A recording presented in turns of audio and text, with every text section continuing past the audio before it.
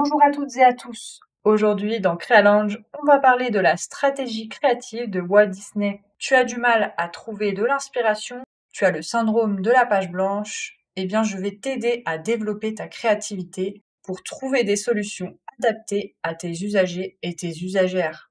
Je suis Louise Paulin, designer spécialisée dans la création d'outils ludiques et participatifs. Design en action, le format solo où je te parle des outils du design. Je te partage ma veille créative de l'existant en matière d'outils au service de la facilitation et de l'innovation publique.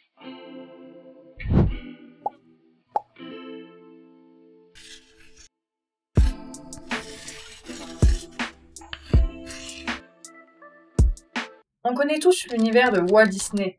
Les parcs d'attractions, les longs métrages, les dessins animés et surtout les films d'animation qui sont intemporels. Mais c'est avant tout un créateur, un producteur, un précurseur de l'animation ou encore un entrepreneur passionné de dessin depuis son enfance. Si son histoire vous intéresse, je vous invite à regarder la vidéo de Sofiane sur l'histoire de Disney. Mais nous, de notre côté, on va surtout parler de comment générer des idées et résoudre une problématique pour passer de l'idée à sa concrétisation. À savoir que la créativité et l'inspiration, ça se travaille. Ce n'est pas absolument une fin en soi d'avoir le syndrome de la page blanche. Alors il faut savoir que Walt Disney mettait la créativité au centre de son monde, de son business. Il a basé sa manière de créer sur cette technique. Qu'est-ce que cet outil? À l'origine, c'était 3 points de vue de création différents utilisés par Disney. Il y avait en réalité 3 Walt, le rêveur, le réaliste et le mauvais bougre.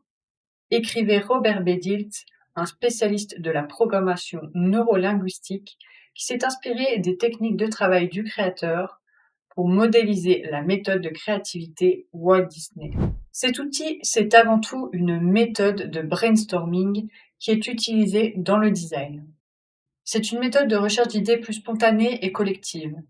Le but étant aussi de trier et mettre en avant certaines idées. C'est une technique que j'utilise régulièrement et qui va aider justement à lever les blocages. À mi-chemin entre le design graphique, la facilitation et la co-création, j'accompagne des projets dans le développement de supports de communication impactants, des ateliers participatifs, des outils pour des événements, des ateliers, des formations ou encore de la sensibilisation. J'ai une approche ludique, humaine et collaborative me permettant de co-créer des projets adaptés aux usagers en mettant l'échange collectif au cœur et le visuel comme levier d'engagement et de transformation. Je suis en train d'organiser une séance d'atelier collaborative. Dans celui-ci, je te montre un outil ludique pour expérimenter l'approche des animaux totems. Donc l'objectif va être de tester le jeu et de réfléchir ensemble à ses usages possibles en milieu professionnel. Stratégie créative de Walt Disney. En premier, on va prendre le temps d'expliquer aux participants l'objectif de cet atelier collaboratif et la méthode qu'on va utiliser. Il faut savoir que ça s'apparente à un jeu de rôle avec 3 rôles distincts que l'on a pu voir avant, le rêveur, le réaliste et le critique. Il est tout à fait possible d'attribuer des rôles spécifiques à vos participants. Donc par exemple, une personne qui est très créative et qui a toujours plein d'idées, on peut lui mettre le rôle du rêveur. Ou alors, à contrario, une personne qui trouve des blocages un peu partout peut se positionner dans la catégorie critique. Mais pour ma part, je pense que ça peut être intéressant justement que tout le groupe passe d'un rôle à l'autre et change de point de vue. Dans un premier temps, les participants vont incarner le rôle du rêveur. Ici, il va falloir leur expliquer qu'ils ont la liberté de s'exprimer, de donner leurs idées, même les plus folles. Dans un cadre bienveillant et d'écoute, on va préciser qu'ils n'ont aucune restriction, ni budget, ni faisabilité technique, ni en termes de délai ou de ressources. Il n'y a aucune règle. La question qu'on peut leur dire, c'est justement, si vous pouviez faire n'importe quoi, comment votre équipe pourrait se saisir du projet? Quelles sont les idées qui vous donnent envie? Prochaine étape, on va se mettre dans la peau du réaliste. D'une personne qui pense direct à la vraie vie, à comment est-ce qu'il faut s'organiser, comment il faut planifier. On va parcourir les idées du rêveur afin de sélectionner justement les plus réalistes et les plus faisables. Ici, il va falloir affiner les idées pour les rendre plus concrètes. donner plus de précision avec par exemple une description et même commencer à planifier les actions pour mener à bien ces idées.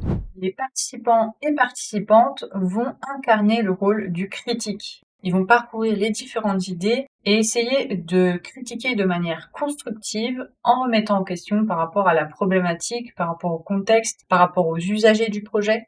L'objectif étant de se poser les bonnes questions afin de trouver les éventuels points de blocage qui peuvent survenir lors de leur mise en action. Cette stratégie créative, c'est avant tout un moyen de challenger ses idées et justement d'établir un plan d'action pour la suite. On a toujours eu un blocage au niveau des idées ou alors tout simplement ce qu'on appelle le syndrome de la page blanche. Et ça peut arriver à tout le monde et c'est pas grave. Ça peut se remédier avec différentes solutions. On a pu voir aujourd'hui avec Walt Disney qu'il faut s'inspirer justement des profils assez créatifs, des entrepreneurs, et ça va permettre justement d'avoir de nouveaux outils, de nouvelles méthodes pour travailler sa créativité et la challenger justement. Mon objectif principal, ça va être vraiment d'expérimenter cette technique et de pouvoir vous montrer un peu mon outil qui s'appelle Animosia, où on va travailler sur les animaux totems, comment se saisir de son animal totem dans le cadre professionnel. Si cet épisode t'a plu, mets-moi un petit j'aime et dis-moi en commentaire si ça t'intéresserait justement de tester mon outil ludique. À bientôt pour un nouvel épisode de Design en action dans Créalange.